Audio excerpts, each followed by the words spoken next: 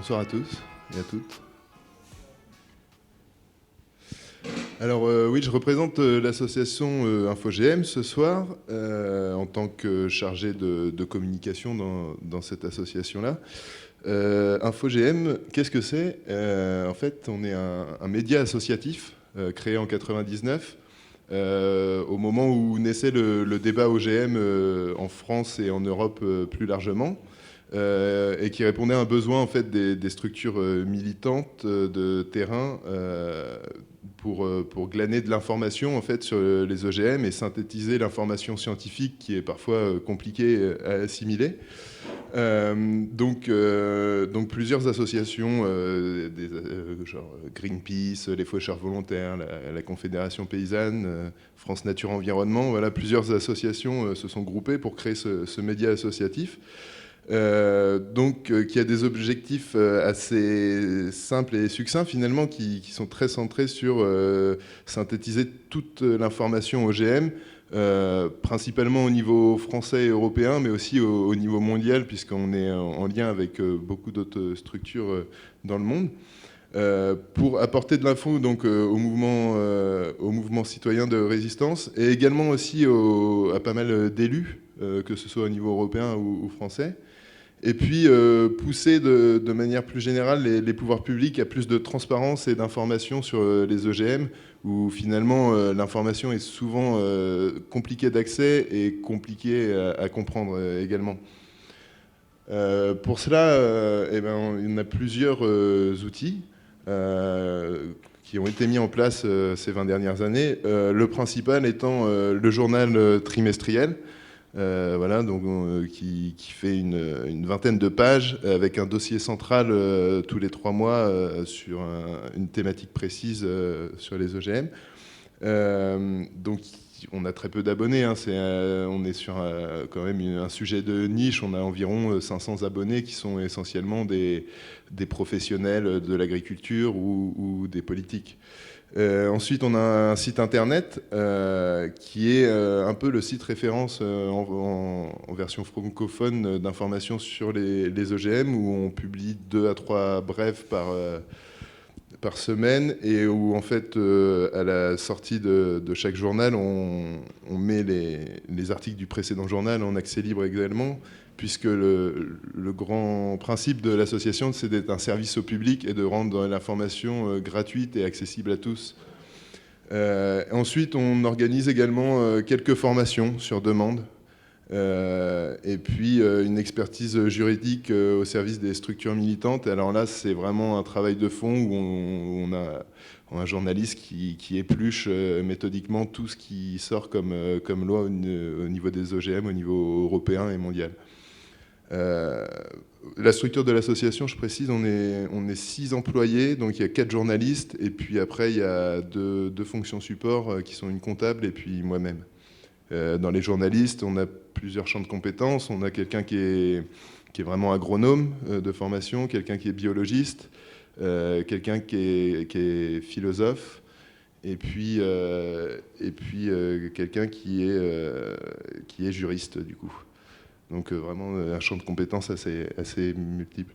Voilà le genre de brochure et de journal qu'on produit. Et ça, on produit depuis les 3-4 dernières années des petites vidéos aussi qu'on essaye de mettre en complément. Alors ça, on essaye d'avoir un peu plus de visibilité numérique, je dirais. On a investi un peu les réseaux sociaux sur le tard. On essaye de développer ça, mais bon, on est une petite structure, c'est assez compliqué de faire vivre ça dynamiquement. Et puis on a des bénévoles qui sont déjà tous très pris dans leurs organisations d'origine. Donc c'est pas, disons, notre cœur de métier.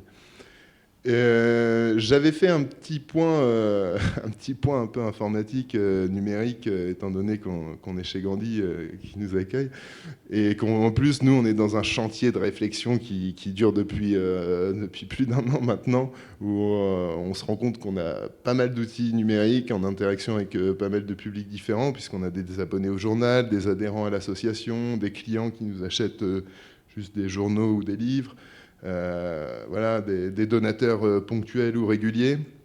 Et ça passe par une multiplicité d'outils numériques. Donc, voilà, Hello Asso, on a une boutique en ligne, on a une mailing list générale qui sort tous les mois où on peut s'inscrire automatiquement.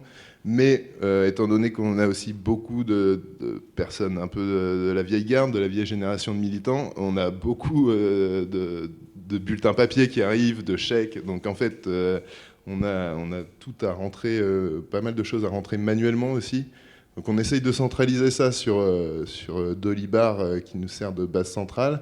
Mais on a beaucoup de mal à faire communiquer ça avec certains de nos outils, avec la boutique, voilà, avec les envois massifs de mails où on utilise Mailjet actuellement, qui n'est pas optimum en soi pour nous. Enfin, et on se pose beaucoup de questions.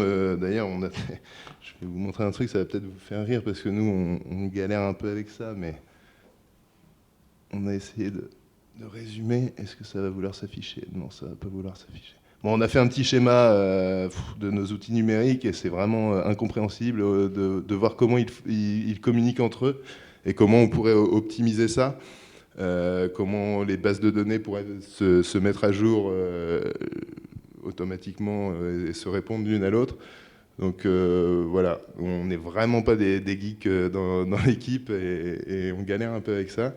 Et on a notamment un problème de mise en conformité avec les RGPD où on est bien à la bourre là-dessus. Voilà, je nous dénonce, hein, on assume, mais voilà, il y a vraiment du travail à faire là-dessus.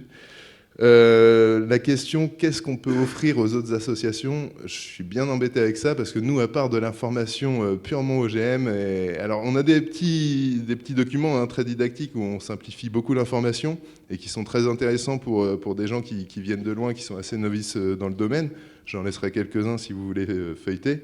Mais nous, à part ça, on n'a pas énormément de compétences en plus à apporter que de la spécialité sur les OGM. Voilà. Je voulais dire encore une fois merci à Gandhi pour leur soutien, pour leur invitation. Moi, ça fait que 6 mois que je suis dans cette association-là. Vous aviez invité Rachel, ma prédécesseur, qui n'avait pas pu venir, donc, mais on est ravis de continuer à collaborer avec Gandhi. Voilà, une courte présentation de l'association. Je suis prêt à échanger avec vous ensuite et puis à vous faire tourner un peu de documentation si vous le souhaitez. Merci beaucoup.